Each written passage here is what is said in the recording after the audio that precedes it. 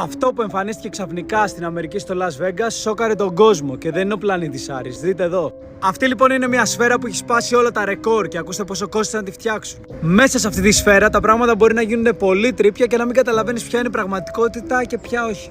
Είναι σαν να έχει φτιαχτεί από το μέλλον. Ακούστε εδώ τι κάνει.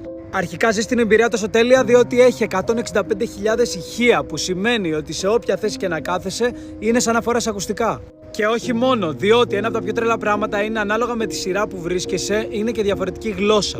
Εάν θέλουν λοιπόν, μπορεί εσύ να βρίσκεις εδώ και να ακούσεις ισπανικά και ο άλλος εδώ αγγλικά και ο άλλος ελληνικά.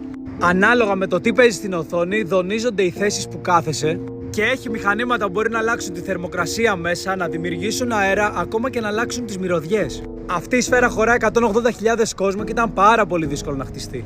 Οι U2 κάνανε συναυλία και το εγκινήσαν και όλοι πάθανε πλάκα. Ο δημιουργός είπε: θα μπερδεύεσαι στο τι είναι πραγματικό και τι όχι. Τώρα, πόσο τους κόστησε όλο αυτό και ακολούθα για να μην τα χάνεις? 2,3 δισεκατομμύρια, εσύ θα πας?